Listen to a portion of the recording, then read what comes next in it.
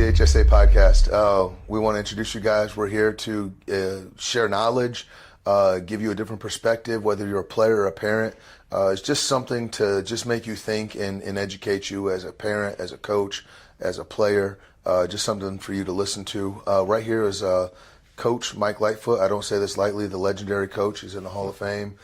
He's done a lot, and what we're going to talk about today is just different perspectives as far as approaching the game, the way you train, how you train, and just make you question yourself a little bit. With that being said, Coach, I would like you to introduce yourself real quick. Give yourself. Well, thank you, Paul. Yeah, this is a great opportunity to share and just kind of get some guidelines on what it takes to be a successful basketball player. In this wonderful state that we live in, you know, I was fortunate to grow up in the state of Indiana. I was fortunate to be a high school player in Indiana. I was fortunate to be a college basketball player in Indiana. And then I was fortunate enough to be a college basketball coach in Indiana. So, you know, this is a special place, and I think lots of times we don't take advantage of all the opportunities we have to make this game a great game for young people that want to be successful but don't know how to be successful. Absolutely. And so I like how I'm going to dig in already. I'm going to dig on already because I know that you're being humble and I played in Indiana, I played in college. Who did you play for? Yeah, I played. I was blessed to play with great people from all the way from fifth grade all the way up, and even when I was a young person, I was fortunate to have a guy named Bob Long that was a college coach that decided to come back and teach at a high school. How that happened, I don't know. So I was fortunate, even at a young age, I was able to play with or coach by incredible people that taught me the fundamentals, taught me the game. But then my high school coach was Steve Longfellow that played for Purdue University, was a teammate of Rick Mount. They got to the final game of the NCAA, I believe in 1969, and so he taught me. He's the one that instilled in me that I think I want to do this, but he taught fundamentals, taught me how to play the game the right way. And then in college, I played for the great Homer Drew, who's also a Hall of Famer, and he taught me not only how to play the game, but how to be a best person at the game. And so I think really, as I look back at my coaching career, I learned from the very best. I think I got, like I said, I think I got a master's degree in coaching from my high school coach, and I got a doctorate degree in coaching from Homer Drew. So real quick, for people that don't know who Homer Drew is, I know who he is, yes. But also about his two children, and what are his sons doing? Yes, I talked to Coach Drew. He was my college coach. He came from LSU. He worked for Dale Brown, and then came to Bethel as my coach. And while he was there, he had two little rugrats running around, Scott Drew, Bryce Drew. And for those that aren't familiar with those names, Scott Drew has been very successful at Baylor, took the program from the death sentence of having a player kill another player and turning that program around and making it a powerhouse. And then Bryce Drew came up at Valparaiso, hit a tremendous shot that everybody sees this time of year, and then also went on and become a head coach at Valpo, then the head coach at Vanderbilt, and now currently is the head coach at Grand Canyon University, where both those guys are now in the big dance, which is something that a proud father, Homer Drew, texted me late last night about. And I want to shift gears a little bit, though, and just add to your coaching background. What about your children? What do they do? Yeah, so both boys, we were very fortunate. Both boys were very, very successful high school coaches. Ryan, who is the youngest of the two, Robbie is the oldest, came and played for me after his high school career. And then right behind him, Ryan, who was the all-time leading scorer at his high school, Northwood High School. And then there's a guy named Sean Kemp that was the all-time leading scorer in our county. And Ryan is second in that area. Had a great career, and then really looked at the Division I route. He had many opportunities to go to Division I, but his older brother did a great job of really forcing him to look at the opportunity to play right away for 4 years. And so it was a blessing for me to coach both of my sons, and one was a senior, one was a freshman, and to win a national championship as a dad and as a coach with both players on the team was probably one of the highlights of my coaching career. So I want to dig into this. I really want to get into this because you're saying something that's that's kind of hitting home. I have 4 children, and I'm gonna tell you a little bit. I'm gonna be long-winded. I'm gonna apologize. Yeah, that's fine. I have my dad hat, but then I have my coaching hat. Yep. And I try to explain to parents that I had 100 coaches growing up, but I only had one dad, I only had one mom. Right. And for me, I have a hard time switching hats of now I'm coaching, especially my 7-year-old doesn't understand. He came in here like, Dad, you're mad at work all the time. You're yelling. How did you manage to, or did you pass it off to somebody else of wearing your dad hat and your coach hat? How did you manage those 2 hats? I think that's really a great question, because I think almost everyone that has kids somewhere along the line coach them, either soccer, little league, or they're in the backyard working on rebounding for their son or daughter. So I think so I really spent a lot of time watching Coach Drew with his 2 sons and seeing how he handled them. One of the things I did intentionally, because I felt like someday they were going to be able to play at a higher level, I try not to coach them very much in Little League or any of those type of areas. I left that to somebody else, because I wanted them to experience the voice of somebody else. May it be a good voice or a bad voice. Lots of times they'd come home and complain about their coach in Little League or soccer or whatever, and I said, hey, you know what, you got to deal with it. So I think that's part of the thing that I intentionally tried to do. But then as they got older, then it became one of a more serious situation where I did have to wear the 2 hats, a dad hat and a coach's hat. And many times then, as both boys played for me, they, even as 18 to 22-year-olds, had to question, are you talking to me as dad or as coach? How did you establish that relationship? Because those are hard ones. Like, did you sit down and draw it out and be like, this is where it is? Or I think we had to navigate that. I think I had a little more experience with my oldest one, because he was a great role player, so the pressure wasn't on him as much. So we were able to navigate that. And we sat down and we said, there's nothing going to jeopardize our relationship as father and son.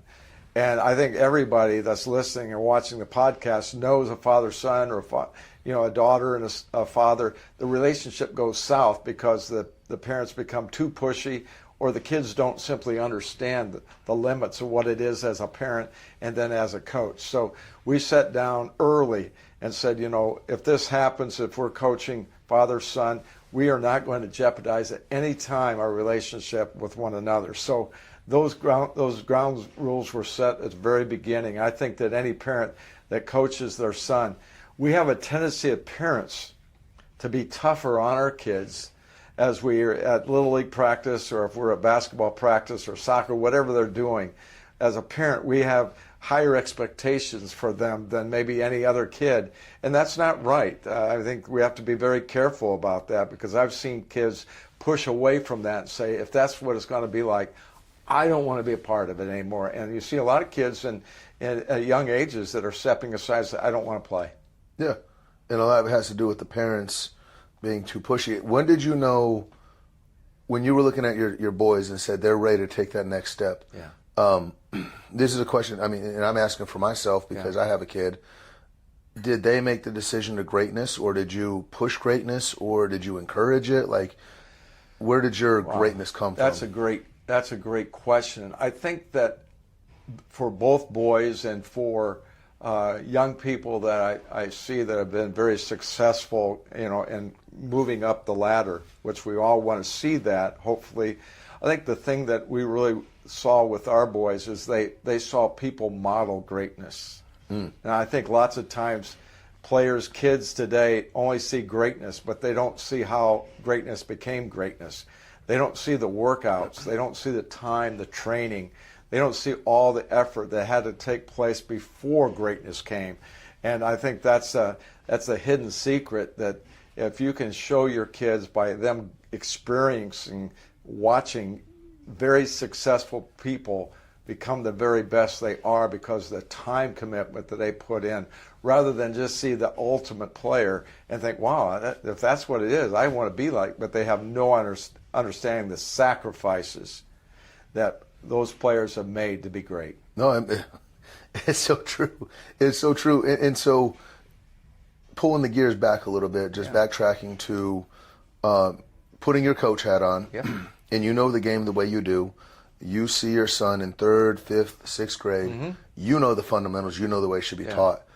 What thought process were you putting into the fundamentals? And I think it's crazy because even 10 years ago, the kid I was coaching 10 years ago and the kid I'm coaching now are two completely different kids. It's just, there's a lot of bad, poor fundamentals being taught to a very young age. Yeah. But I don't know, I mean, for me growing up, it was the Jordan fadeaway. Yeah. Everybody Jordan fadeaway, yeah. but they didn't see at the time that Jordan put into doing it. Right.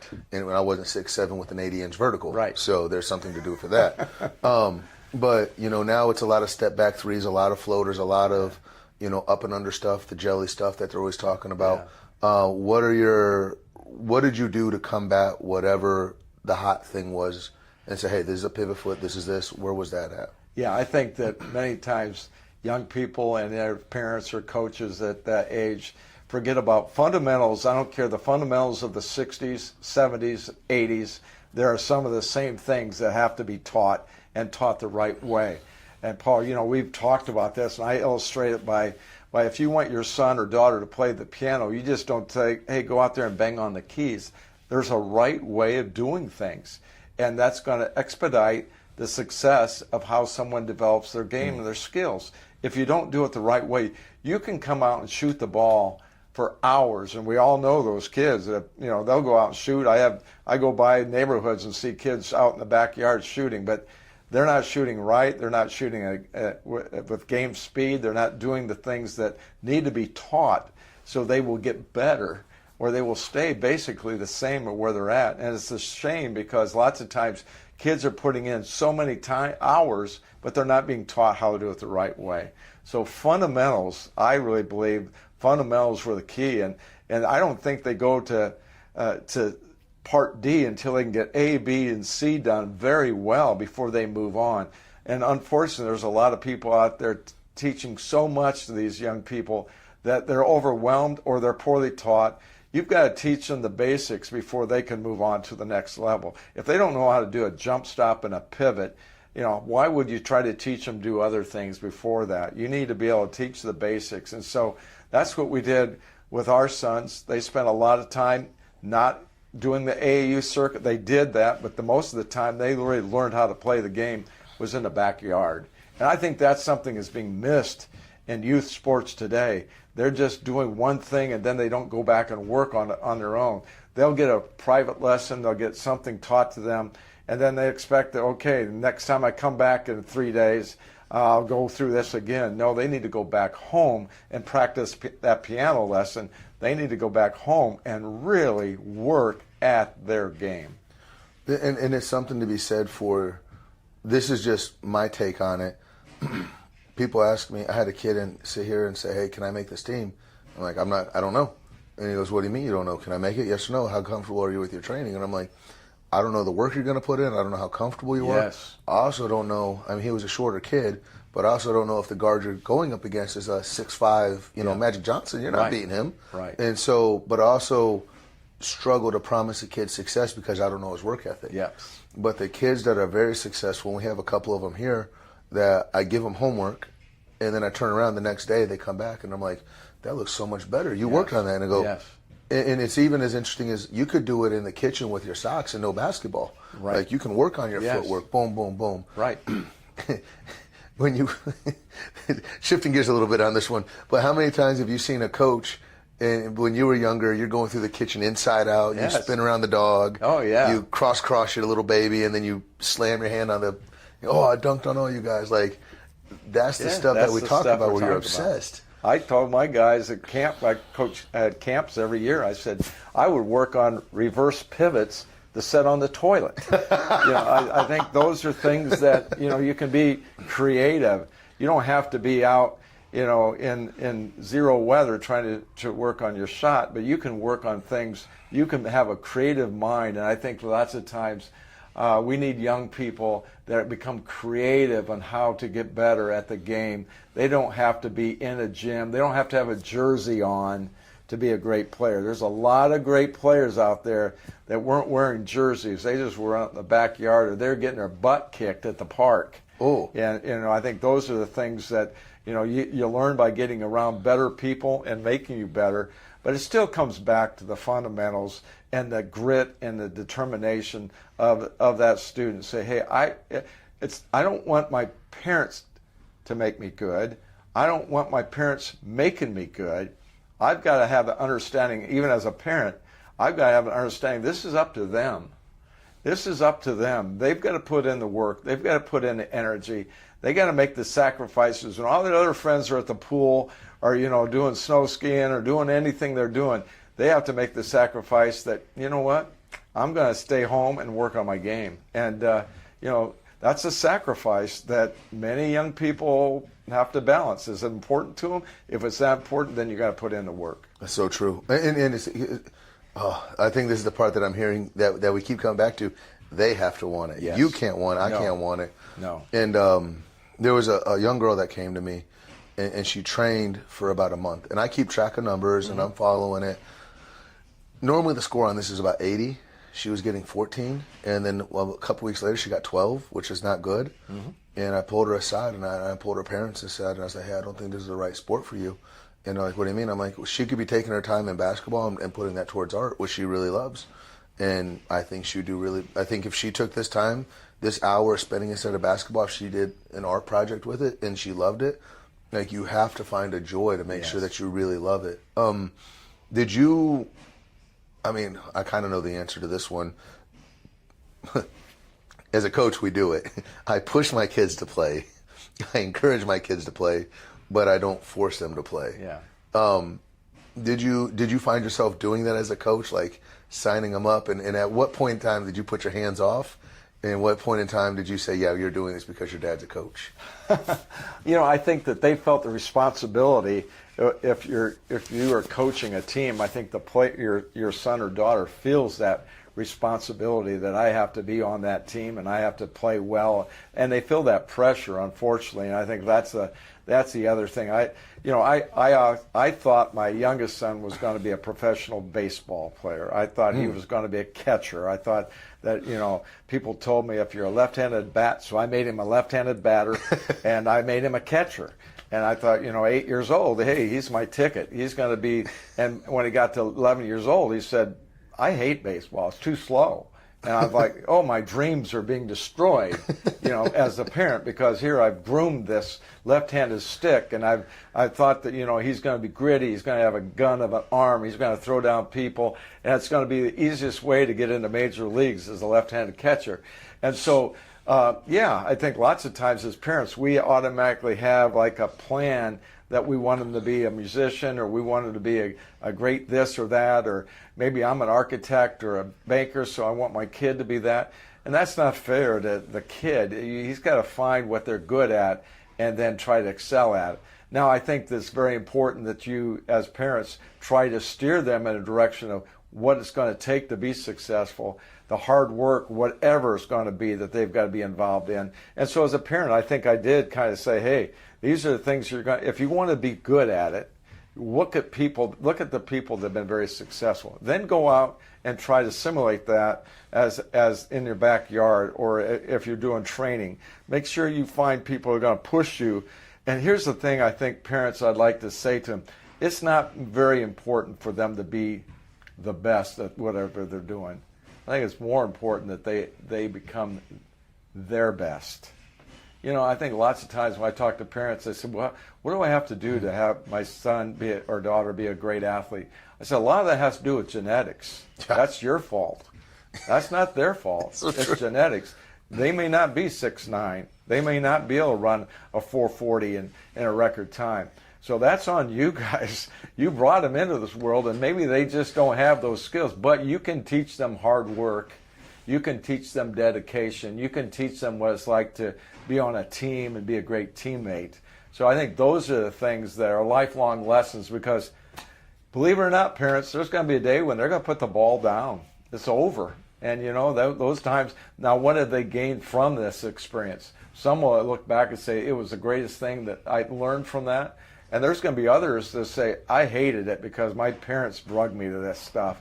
And I did it because they wanted me to be a player rather than me be a player. So we have to be very careful as parents. It's funny you say that, because one of my best friends, He was a server. He graduated with a degree in like sociology. Not that there's anything wrong with that, but didn't know what he was doing. And then one day he calls me and goes, I want to go to Auburn, one of the toughest med schools, and I want to be a pharmacist. And I was like, buddy, where's this coming from? And and it was a good like back and forth of like, he put all of his eggs in that basket. And finally I asked him, I'm like, where did this come from? And dead stone-faced, looked me in the eye and goes, there's only one thing in life I gave my whole effort to, and that was basketball. And I know that if I were to take that same effort that I gave to basketball and apply it to med school, I could do this. And for that, he was a very good basketball player. And I was like, I got no argument. I have no argument, because he took that basketball talent that he had and what he learned and applied it, and now he's a successful pharmacist. And I think that's the thing, that I think parenting's hard enough just in this day and age. It's a struggle. But with that said, I think you got to give them parameters and guidelines, and then let them be, decide kind of, okay, what level, what do I really want to do with this? Is this something that I want to become a high school player and play on my high school team, whatever sport, or if I want to train to get better so I may have other goals? That's got to be my goal. So it can't be something that your parents are saying, oh, this kid's going to Duke. That's not fair. And I think lots of times kids are really struggling today in their mental health because they're trying to live up to the expectations of their parents or people around them. They're telling them that you have to do this because that's what you have to do. And that just, in a way, kind of turns them off. So we have to be very supportive of what they love to do. And it may not be what we love to do. Oh, absolutely. And we're gonna shift gears again. We're taking off our dad hat, putting on our coaching hat. All right, it's on. So now you're the head coach. You're the head coach at Bethel. Yep. You were there for 30 years. 30 years. Yeah. Which is I don't know back in the day. Nowadays, you're anywhere for 30 years without being fired. That's unheard of. Yes, it's a different world today. But you're going through and you're looking for recruits. Yes. You won a couple times, right? Yeah, I did. You won the whole thing, right? 7 times. So you could say that you knew what you were looking for. I hope so. And I say that maybe if I still think there was 3 of them I left out there on the plate that I should have had. But so I've won 7, but I lost 10. I think 10 national championships would have been something that I could have won. When you were going through as a coach and you were looking to recruit, what were you looking for? Oh, wow. That's another one. I think lots of times we look for the most talented person on the court or whatever. And talent leads to a lot of good things, but maybe that talented person would not be a coachable person. So I'm looking for someone who's coachable. But, one of the things I looked for, there's 2 things I looked for besides just knowing that they could be possibly a basketball player that could play in our program. I wanted to see how they related on the bench with their teammates. I wanted to see their body language, how that worked on the bench, on the floor, bad calls and good calls. But I also wanted to see how they related to their mom and dad after the game. Ooh. I really wanted to see how they connected with mom or dad, whoever that was, or both. And I just wanted to see how they related to them and the respect they gave their parents or disrespect they gave their parents. So, I looked for a person, of character. I think that character wins. I think that you have to have talent. You have to have very successful players. But, everybody's looking for character. And, the buzzword, everybody said, hey, my program's got to have this culture. Well, what's this culture? What does that mean? Well, in most cases, it means we got to have high character people in our program. So I looked for people that I knew that were going to be in the foxhole with their teammates and the foxhole with their coach. And win or lose, they're going to fight, they're going to scrap, they're going to make sure that they're going to be their best, not the best, and be the best teammate they could be, rather than just I'm the best. I think that basketball is a team sport, and you can't win with just one guy or one gal. You've got to be able to have a great team, and so you've got to find people that are going to blend into that, either on the bench or on the court. It's funny because I was blessed to win a state championship down the road at Morristown, and this is a personal story I share. After the game, I cried, not because we won, but because we weren't going to go to practice on Monday. I genuinely love being around those guys.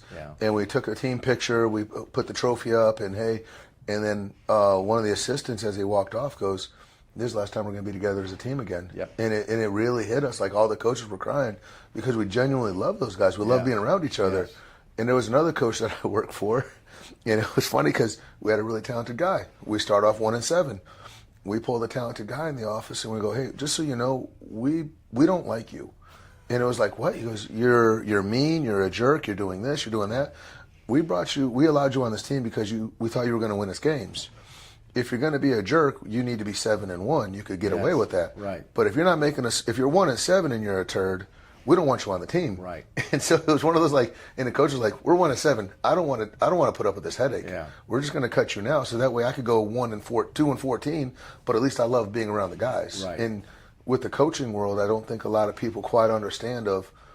You're going to see that coaching staff every single day, and if you don't have a good interaction with them, then it's going to be tough. And unfortunately, we have a culture today that if things don't look right or feel right, then I just leave. I'm going to find another place where I feel comfortable. And unfortunately, we're not teaching people the right way to deal with things at the high school or even the college level, or even how many times do we see AAU kids go from one program to the other? My daughter's going to play on this soccer team. Well, now she's jumping to that one. And that's not on the kids as much as the parents are saying, well, I want more for my child. So basically what we're saying is I want my child to excel and be the best rather than be a great teammate and learn from this experience. And so I think that's part of the thing when you're looking at recruiting. I think, can I have this player, can I lose with this kid on my team? Or is he just a front runner that has to have success?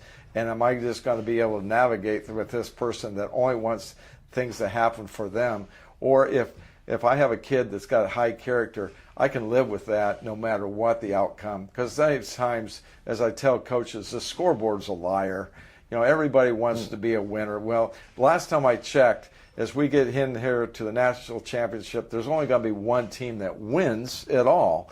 And so the scoreboard is a liar. It's the relationships and the growth that you make as a person through athletics. There's an old Boston College clip that I saw about the team just lost in the national championship, and they asked the guy, hey, it's your senior year, last game, what are you going to miss the most? Mm-hmm. And he chokes up, he cries. Yes. And then he looks at the camera dead serious, he goes, I'm going to miss the meals.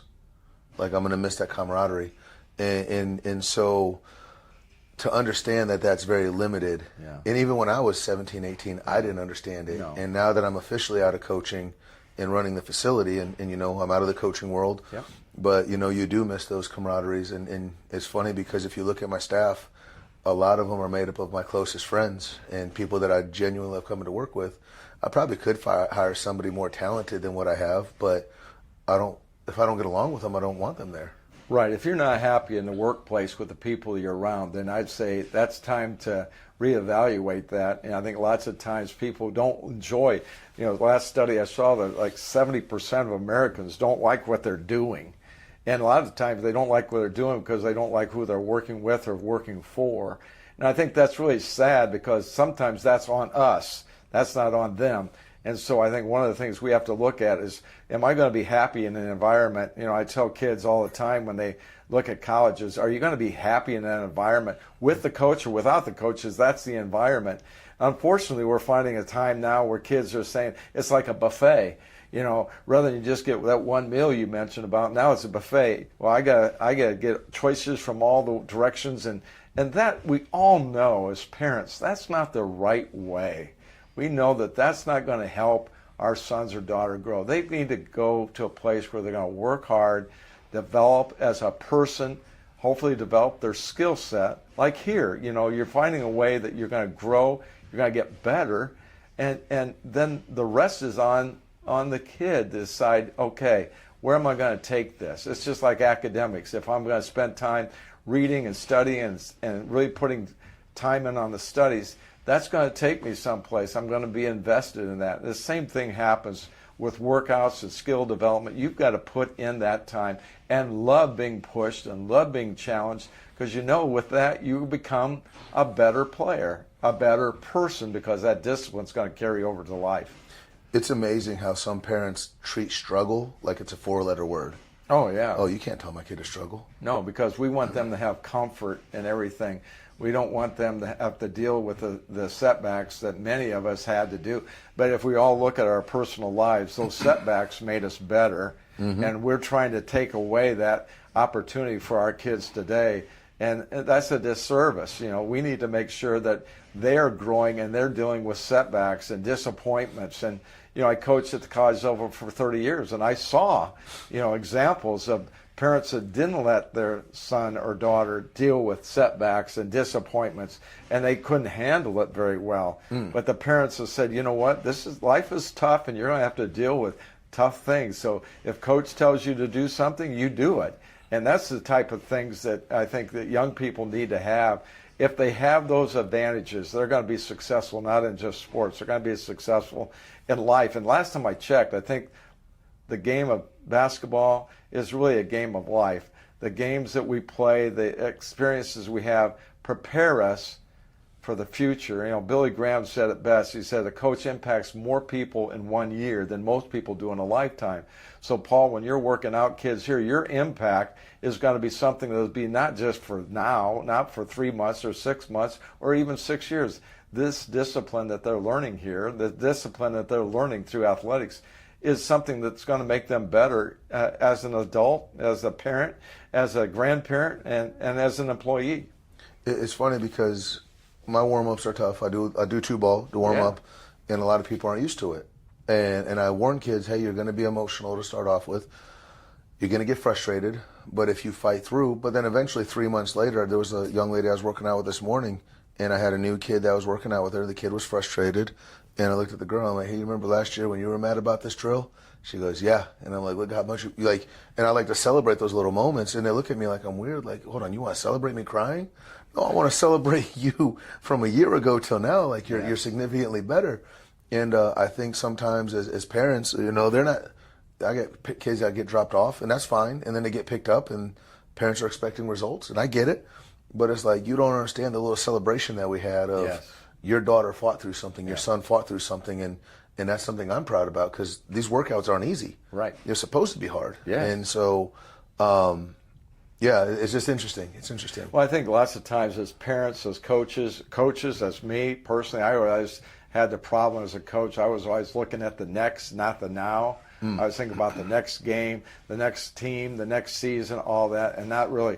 And I think lots of times as parents, we do the same thing. We're looking to the next. Boy, we can't wait till they're in school. We can't wait till they're doing this. Oh, we can't wait till they're in high school. We can't, and we're constant. And we stop celebrating the life that we have each and every day with them. That's a special gift, and so we need to make sure we celebrate the little things. And we're a culture today that doesn't celebrate the now. We're constantly thinking about the next, and that's not fair to anybody. So I think if you can celebrate now the little things, the kids are going to be invested and say, wow, they're excited about celebrating that I can dribble with two basketballs. Now I'm going to be excited about the next step I have. And I think parents, we need to understand that we need to celebrate when they come home with a good grade, or when they're recognized by their teacher with character, and they get a little slip of paper that says this person was the great student of the month, or whatever that is. Celebrate those things so they can gain from that, rather than saying, well, this is okay, but we need more out of you next time. I think that's a failure part in parenting. Yeah. It's funny because my parents just wanted me to pass, and they're like, "You got to see, did you pass the class?" Yeah, like, yes, I exactly. did. And you did, so they were successful in parents. Yeah, at least in theory. No. My parents did great. Mike, I appreciate everything you've done. Thanks. I have one last question for you, and I appreciate you being open and honest with us. Yes. You wake up tomorrow morning. I hope I do. You will. Okay. I believe in you. I believe in you. All right. It's we set that bar low around here. All right. Good.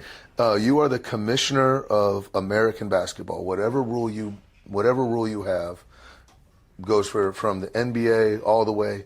I've had one coach say that he would ban the post in development because he wanted you to play on the wing. Yeah. And a lot of times you get a 5'2" kid in first grade, and then he ends up being 5'4" his senior year. So, what rule would you pass and why? I've had somebody throw out the shot clock. mandatory shot clock at all levels? Wow, that is something to be. I think that I'm going to go a different direction on this because I think there's a lot of can you advance the ball like they do in NBA during a timeout? Can you move the ball? Yeah, no. I think we've got to make a change at the very beginning. I think we've got to understand that we need to have a more emphasized in USA basketball and youth sports. I think there's got to be a more emphasis on just playing the game rather than winning the game. I think lots of times I've seen it now where it's all about winning from T-ball all the way up to Division I or pro. It's all about winning, and that hurts because I think lots of now we shortcut the development of young people. We shortcut the game, the fundamentals. So I would just say de-emphasize winning, especially until they get to about junior high. Yeah. Let's not make it about winning. And now you're going to say, well, Coach, everybody gets a ribbon. Is that no? That's what I'm saying. I'm not saying that at all. I said, we don't just want to give out participation ribbons, but I think we have to de-emphasize. We need to work on the game. That's why in the United States, especially in the game of basketball, where we're losing ground by leaps and bounds, because in Europe, they are teaching the fundamentals. They are working on the fundamentals, and they're not putting a priority on winning in the youth sports. We have flipped that in this country, where now everything is about winning at the youth sports, investing, spending all this money, driving all over the place, playing soccer and baseball and basketball games, and parents are investing so much money of their time and money in hotels and transportation and getting on club teams and doing all that with the purpose of winning. And I think that needs, if we could just flip that and put it back to fundamentals, teaching them the game, understanding the disciplines that I have to have, then the rest of it will take care of itself. But the way American sports are happening, youth sports are happening now, is a travesty, because it is all about money and winning, and it has little to do with player development. This may have been something, I can't remember when I heard it. It may have been a conversation you and I had this weekend. Okay. But there was a baseball coach that was winning. And then this is first, second, third, fourth grade. And then the fifth grade, all the parents are getting back, and he goes, hey, we're going to be really bad this year. And the parents went like, well, why? Does that ring a bell? No, or is that us? Okay. That sounds, I'm intrigued. And he goes, I am playing everybody at a new position. And we're going to be bad because you have to learn how to play every position. I don't know. I can't guarantee you that he's going to be at first base. I can't guarantee you he's going to be a shortstop. My first base is going to play outfield. My outfielder is going to play shortstop. We're rotating all of them, and because it's a new position, we're going to be bad. Yep. And we're not going to be as successful. And they went like 4 years undefeated. Yeah. And then they went a year where they only won 2 or 3 games. Yeah. And all the parents were getting sideways about like, well, why we're undefeated? And now he goes, well, because I need all of your kids to play all the positions because I'm doing them a disservice. Because, yeah, your kid is a pitcher in third grade. Well, guess what? I mean, you look at the NFL, Travis Kelce, do you know what he was in Cincinnati? No. He was a quarterback. How many times do we get positions, no, not Vuvacek. Yeah, but it happens all the time. There was a center that played with LeBron. I forgot his name. He's in the Hall of Fame. Yeah. He was a point guard. Yes. And when you try something new, you're going to be bad at it. Right. When we do anything new. Yeah. I mean, you've stepped down from coaching. Yep. And I guarantee you, the new position you took, you were probably bad for the first 2 years. Oh, absolutely. And you got a lot of CEO talks of like, Mike, what are you doing today? You Yeah, sure you're good exactly. at this? Yeah. And you have to be comfortable being bad to grow. And Yes. and so going back to what you said about if you're doing what you're always good at, and I always tell parents this of, well, if I know this move is going to win me the game, I'm going to go to this move. If it's my right hand layup, well, then my left hand gets less developed. And one thing I like to do is when I'm playing, especially if it's someone that's really right-handed, I'll say, hey, your layup is worth 3 points now. Left-handed layup, 3 points. And then if they don't do it, guess what? I'm like, okay, now it's 5. And then eventually you're going to get to the point where the kids pull me aside and go, you're going to use that left hand because we're down 21-5. If you make 3 left-handed layups, we win this game. Yes. And so now they're encouraging me to take my left hand, but you can't do that Right. in the AAU system. No, it's all about winning. So that goes back to, I just encourage parents to first allow your kids to fail. It's okay. They'll survive. We don't have to We don't have to have them always win. So, and then it's okay to, get them in a disciplined area where they're going to learn the game the right way and be around people that are going to teach them the right way. There's a lot of people out there that are doing this for the wrong reasons. Oh. And you experience that. I experience that. I think everybody knows there's people out there that just see this as something that's going to benefit them, and they're not really in it for the best interests of the child. So I think you just got to find common sense people who say, hey, let's focus on development and less on just the W. Absolutely. And so that's you asked me what would I want to see. I think that's what I would like to see. I would like to see a change in that area. And I don't know if it can happen, but for those that do that, they're going to be the ones that come to the top. Absolutely. Hey, listeners, we appreciate you staying with us this far. Subscribe, check us out. That's what we're here to do. We're here to help the game.